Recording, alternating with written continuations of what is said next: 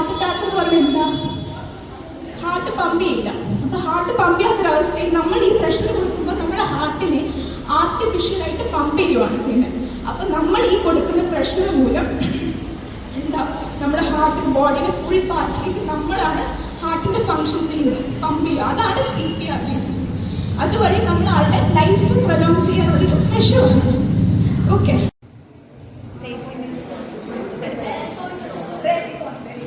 അപ്പൊ റെസ്പോൺസ് എന്നൊക്കെ നോക്കുന്നത് നമ്മൾ ഇങ്ങനെ വിളിച്ചിട്ട് കാര്യമില്ല. അതാണ് അപ്പൊ നല്ല ആദ്യം അതിന്റെ 2 ഷോൾഡർ ബേസ് കണ്ടോ, ഇതാണ് ആള്, ഇതാണ് ഷോൾഡർ ബേസ്. ഇവിടെ 2 എടുത്ത് ആദ്യം തട്ടി അയ്യോ ഓക്കെ വിളിക്കാം. ഇത്ര ശക്തിയോടെ വിളിക്കുമ്പോൾ ആരായാലും റെസ്പോൺസ് വരും. നമ്മൾ ഇങ്ങനെ വിളിച്ചാൽ ഒരു പക്ഷേ അറിയില്ല.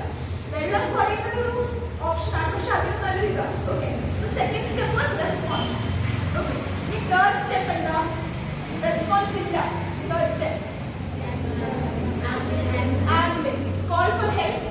പിന്നെ നമ്മൾ AED എന്ന് പറഞ്ഞൊരു കാര്യം അതിനെ നിങ്ങൾക്ക് വഴി പറയണം. Call for help and bring AED. Okay, AED എന്താണെന്ന് നിങ്ങൾക്ക് വഴി പറയണം. ഓക്കെ, തേർഡ് സ്റ്റെപ്പ് കഴിഞ്ഞു. ഇനി ഫോർത്ത് സ്റ്റെപ്പ് ആൾക്ക് റെസ്പോൺസ് ഇല്ല. ഓക്കെ, നമ്മൾ ആംബുലൻസ് വിളിച്ചു. ഇനി ഫോർത്ത് സ്റ്റെപ്പ് എന്താ? ABs. Very good. അപ്പം എയർ ഞാൻ പറഞ്ഞു ഹെഡ് ടിൽറ്റ്, ചിൻ ലിഫ്റ്റ് എന്ന് പറഞ്ഞു. നമ്മൾ ആദ്യം ശ്വാസം എടുക്കുന്നുണ്ടോ നോക്കുന്നതിന് മുന്നേ ശ്വാസം എടുക്കുന്ന ഫ്ലാറ്റ് ബോഡിലാണ് നോക്കുക. അതിനാണ് ഹെഡ് ടിൽറ്റ്, ചിൻ ലിഫ്റ്റ്. മനസ്സിലായോ? ഇത്രയും ചെയ്യുമ്പോഴത്തേക്കും ആളുടെ എയർ നമ്മൾ ട്രക്കിയാന്ന് പറയും. എന്താ അറിയാലോ, ട്രക്കിയ ഓപ്പൺ ആവും. അപ്പൊ നമ്മൾ ഹെഡ് ടിൽറ്റ്, ചിൻ ലിഫ്റ്റ് കാണാൻ പറ്റുന്നുണ്ടല്ലേ? കാണില്ലേ? ഫ്രണ്ടോട്ട് വന്നിട്ടോ കുറേയുള്ളത്. ഇത്രയും ചെയ്തിട്ടും നമ്മൾ ബ്രീതിങ് നോക്കാം. Second is AD, breathing. Breathing എങ്ങനെ നോക്കാം? ബ്രീതിങ് നമുക്ക് ഇങ്ങനെ നോക്കാൻ പറ്റില്ല. അപ്പൊ നമ്മൾ ഐ ലെവലിൽ വന്നിട്ട് ആളുടെ ചെസ്റ്റ് റൈസ് ചെയ്യുന്നതോ ഇങ്ങനെ നോക്കണം. അതാണ് സ്റ്റാൻഡ് ഫോർ ബ്രീതിങ്. ഇനി കംസ് സർക്കുലേഷൻ. സർക്കുലേഷൻ എങ്ങനെ നോക്കുന്നത്? ഞാൻ പറഞ്ഞ പൾസ് നോക്കും. കൈയിലല്ല, കയറട്ടെ. അതെവിടെയാണ് ഞാൻ കാണിച്ചത്? അപ്പൊ ഇതാണ് ആളിന്റെ, ഇതാണ് നമ്മുടെ ട്രക്കിയ. അതേപോലെ നിങ്ങൾക്ക് തൊട്ടായിട്ട് നിങ്ങൾക്ക് മനസ്സിലാവും ഒരു ഹാർട്ട് സ്ട്രക്ചറില്ലേ, അതാണ് നമ്മുടെ ട്രക്കിയ. അതിന്റെ ഇച്ചിരിയുടെ സൈഡിൽ പോയിട്ട് മേലില്ല, അതായത് ഇവിടെ തൊട്ട് കഴിഞ്ഞാൽ നിങ്ങൾക്ക് ഒരു പൾസ് ഫീൽ ചെയ്യാൻ പറ്റും. അതാണ് നമ്മുടെ കാരോട്ടിഡ് പൾസ്. അതാണ് ഏറ്റവും എന്ത് പൾസ് കിട്ടിയില്ലേ ഇത് നമുക്ക് കിട്ടും. പിന്നെ നിങ്ങൾ ചെക്ക് ചെയ്യുമ്പോൾ 2 കാരോട്ടിഡ് കൂടെ ഒരുമിച്ച് കിട്ടില്ല, ബ്രെയിൻ സപ്ലൈ പ്രശ്നം നോക്കുമ്പോൾ ഒരു അറ്റ് എ ടൈം ഒരു പൾസ് മാത്രം നോക്കാം. സോ ABC നമ്മൾ അത് കഴിക്കും. ഓക്കെ, ഇനി അടുത്ത സ്റ്റെപ്പ് എന്താ? നമുക്ക് പൾസില്ല, നമുക്ക് ബ്രീതിങ് ഇല്ല, എന്താ ചെയ്യാം? ഇനി CPR എങ്ങനെയാ ചെയ്യേണ്ടത് എന്നുള്ളത് ഞാൻ പറഞ്ഞുതരാം. CPR ഫസ്റ്റ് പറയേണ്ട ഒരു ലൊക്കേഷൻ ഞാൻ പറഞ്ഞുതരാം. ഇതാണ് മാനിക്യൂ. ഓക്കെ, നമ്മൾ ചിന്നിയുടെ താഴോട്ട് ഒരു ലൈൻ വരയ്ക്കണം. എനിക്ക് 2 ഫിഫ്റ്റീസിന് അടുത്ത് ഒരു ലൈൻ വരച്ചാൽ ഈ സെൻട്രൽ പോയിന്റിലാണ് ഇവിടെയാണ് നമ്മൾ CPR കൊടുക്കേണ്ട ലൊക്കേഷൻ. ഓക്കെ, ഇനി ഞാൻ എങ്ങനെ കൊടുക്കേണ്ടത് കാണിച്ചു തരാം. നമ്മൾ ഫസ്റ്റ് ഒരു കൈ ഫ്രണ്ടിലോട്ട് ആക്കുക, മറ്റേ കൈയുടെ ഫ്രണ്ടിലോട്ട് ആക്കിയിട്ട് എൽബോ മടങ്ങാൻ പാടില്ല. മനസ്സിലായി? എൽബോ സ്ട്രേറ്റ് ആയിരിക്കണം. എന്നിട്ട് നമ്മൾ ഈ ഒരു പാർട്ടിന് നമ്മൾ ഹീൽ ഓഫ് ദ പാം എന്ന് പറയും. ഓക്കെ, ഈ ഹീല് നമ്മുടെ ചെസ്റ്റിന് സെന്റർ, അതായത് ഈ ഞാൻ പറഞ്ഞ ഈ ലൊക്കേഷനാണ് നമ്മൾ സ്റ്റേർണം എന്ന് പറഞ്ഞ ബോഡി ഇരിക്കുന്നത്. നമ്മുടെ സ്റ്റേർണം നിങ്ങൾ കേട്ടിട്ടുണ്ടാവില്ല അല്ലെ? സ്റ്റേർണം ഇരിക്കുന്ന സ്റ്റേർണത്തിലാണ് നമ്മൾ പ്രഷർ കൊടുക്കുന്നത്. അപ്പൊ ഇങ്ങനെ നമ്മൾ കൊടുത്തിട്ട് നമ്മൾ ഇങ്ങനെ ഹീൽ ഓഫ് ദ പാം ഇവിടെ പ്ലേസ് ചെയ്യണം. എന്നിട്ട് നമ്മൾ 1 കൊടുക്കുമ്പോൾ നമ്മുടെ ഷോൾഡറിലാണ് നമ്മൾ പ്രഷർ കൊടുക്കുന്നത്. അല്ലാതെ നമ്മുടെ എൽബോ അടങ്ങാൻ പാടില്ല, നമ്മുടെ കൈക്കിലല്ല നമ്മൾ പ്രഷർ കൊടുക്കുന്നത്, നമ്മുടെ ഷോൾഡറിലാണ് കൊടുക്കുന്നത്. നമ്മൾ നേരെ ഇങ്ങനെ ഇരുന്നില്ല 1 3 4 എന്ന് പറയുന്നത് 30 ടൈംസ് ചെസ്റ്റ്. ഇതിനെയാണ് നമ്മൾ ചെസ്റ്റ് കംപ്രഷൻ എന്ന് പറയുക. 30 ടൈംസ് ചെസ്റ്റ് കംപ്രഷൻ കൊടുത്തിട്ട് കഴിഞ്ഞിട്ട് 30 ടൈംസ് കഴിയുമ്പോഴേക്കും 2 ബ്രെത്ത് നമ്മൾ അടുത്ത് വായ്പ കൊടുക്കണം, മൗത്ത് മൗത്ത് കൊടുക്കണം.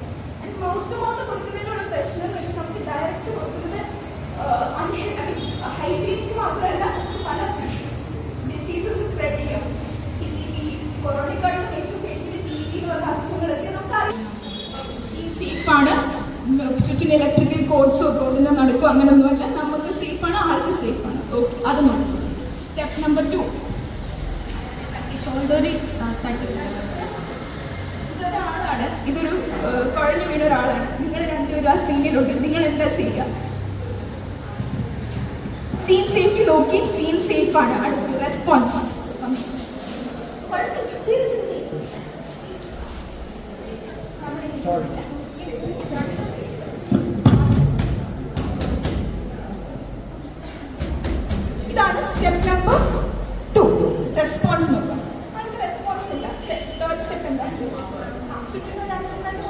ഒരാളെ ആംബുലൻസ് എടുക്കാൻ വേണ്ടി ഹെൽപ്പ് വിളിക്കാം.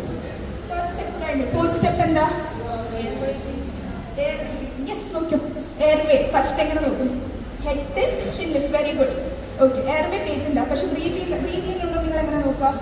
ചെസ്റ്റ് റൈസ് നോക്കുക. ചെസ്റ്റ് റൈസ് നിങ്ങൾ ആ ലെവലിൽ നിന്നോണ്ട് നോക്കുക. കറക്റ്റ്, അങ്ങനെ നോക്കുക. ബ്രീതിങ് കഴിഞ്ഞു. പൾസ് നോക്കിക്കുക. സർക്കുലേഷൻ. ഓക്കെ, അപ്പം ആ സ്റ്റെപ്പ് കഴിഞ്ഞു. ഇനിയും അടുത്തത് എന്താ? പൾസിന്റെ എയർവേ ബ്രീതിങ് ഇല്ല. CPR start. ആദ്യം ലെഫ്റ്റ് ഹാൻഡ് മേലോട്ട് എടുക്കുക. റൈറ്റ് ഇങ്ങനെ എടുക്കുക. ഓക്കെ, ഇനി ആ ലൊക്കേഷനിൽ കൊടുക്കുക.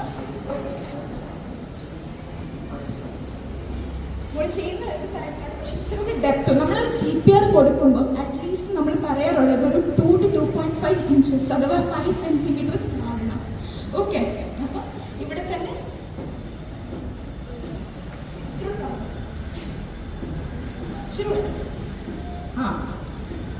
അപ്പം തൊട്ട് കൗണ്ട് ചെയ്യും. 2, 3, 4, 5, 6, 7, 8, 9, 10, 11, 12, 13, 14, 15, 16, 17, 18, 20, 21, 22.